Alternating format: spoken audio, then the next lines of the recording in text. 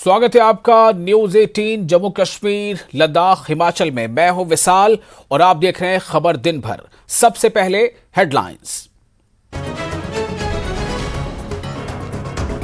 शान रिसालत में गुस्ताखी करने वाले बीजेपी के मुअत्तल रुकन असेंबली टी राजा सिंह को हैदराबाद पुलिस ने फिर किया गिरफ्तार। दूसरे केस में टी राजा की हुई है गिरफ्तारी, भेजा गया जेल।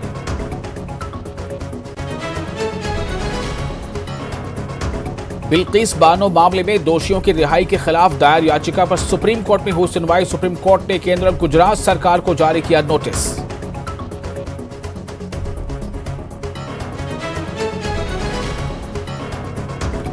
पूर्व सांसद अतीक अहमद के इलाहाबाद स्थित 3 बड़ी संपत्तियों को किया गया कुर्क। 76 करोड़ से अधिक की प्रॉपर्टी को पुलिस ने किया सीज।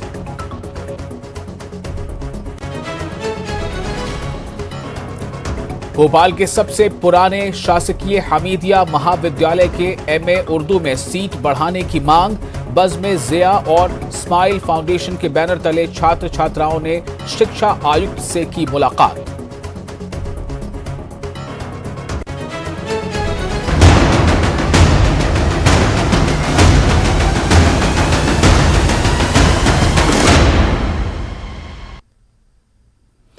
और अब खबरें विस्तार से। पैगंबर मोहम्मद सल्लल्लाहु अलैहि वसल्लम पर विवादित टिप्पणी करने वाले बीजेपी से निलंबित विधायक टी राजा को हैदराबाद पुलिस ने फिर से गिरफ्तार कर लिया है। टी राजा सिंह को जेल भेज दिया गया है। हैदराबाद में इस समय उसके विवादित बयान ने जबरदस्त बवाल खड़ा कर रखा है और शहर में तनाव देखने को मिल रहा है। हालांकि टी राजा को एक दूसरे मामले में गिरफ्तार किया गया है। इस केस का पैगंबर मोहम्मद विवाद से कोई लेना देना नहीं है। 2 दिन पहले टी राजा सिंह को पुलिस ने विवादित टिप्पणी करने के मामले में गिरफ्तार कर अदालत में पेश किया था, जहां अदालत ने पहले टी राजा को 14 दिनों के लिए न्यायिक हिरासत में भेजने का आदेश दिया था, लेकिन इसके तुरंत बाद अदालत ने अपना फैसला बदल दिया था और उसे जमानत दे दी थी।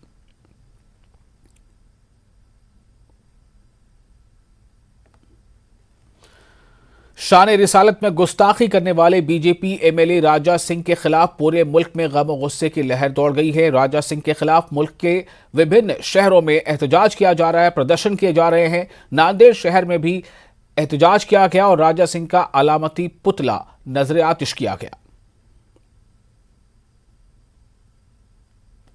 ये डिमांड करता हूँ कि ये मलून को सख्त से सख्त सज़ा दी जाए। इस मलून ने इसके पहले भी ऐसी भड़काऊ भाषण देते रहता है। कौम को एक कौम को दूसरे कौम से लड़ाने का काम करता है ये हमेशा। इसको सख्त से सख्त सज़ा दी जाए। इसको सुबह लेके जाते और शाम में छोड़ देते, ये गलत बात है। हैदराबाद के आवाम को सलाम करता हूँ मैं। वो लोग ने भी बहुत एक अच्छा एक मुजाहरा किया अपना।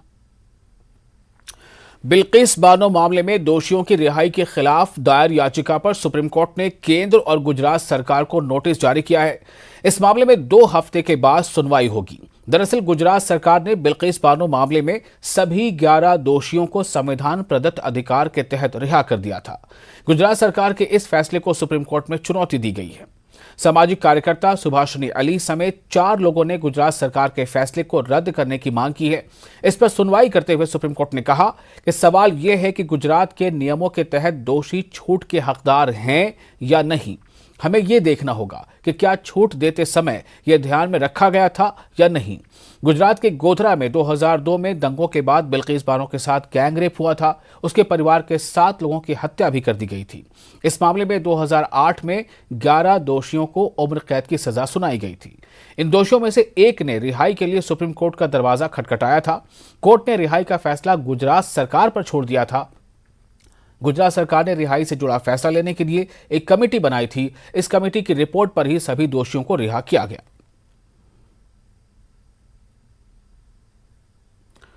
परचम पार्टी ऑफ इंडिया के जिम्मेदारान ने आज अलीगढ़ में सदर जमहूरिया हिंद के नाम एक मेमोरेंडम पेश किया। इस मौके पर परचम पार्टी ऑफ इंडिया के जिम्मेदारों ने मीडिया से बात करते हुए कहा कि गुजरात हुकूमत ने जिस तरह बिल्किस बानो मामले के मुजरिमों को रिहा किया है, इसकी जितनी मजम्मत की जाए कम है। राष्ट्रपति महोदया को एक ज्ञापन सौंपा है, जिसमें हमने गुजरात सरकार का जो निंदनीय कदम है, बिल्किस बानो केस में सज़ा याफ्ता मुजरिम जो थे, 11 सज़ा याफ्ता मुजरिम जिनकी सज़ा माफ़ करके उनको रिहा कर दिया गया है, उसकी निंदा करते हुए हमने राष्ट्रपति महोदया से डिमांड किया है कि इसको अपने संज्ञान में लेते हुए उनकी रिहाई को निरस्त किया जाए और उनको दोबारा से जेल में डाला जाए। क्योंकि एक 5 महीने की गर्भवती महिला को, उसको और उसके पूरे घर की महिलाओं का बलात्कार किया जाना, उसकी 3 साल की बच्ची का उसके आँखों के सामने सर कुचल के मार दिया जाना, ये बेहद बहुत ही विभत्स अपराध है और इस अपराध के लिए उनकी सज़ा माफ़ कर दिया जाना ये बेहद निंदनीय कदम है गुजरात सरकार का।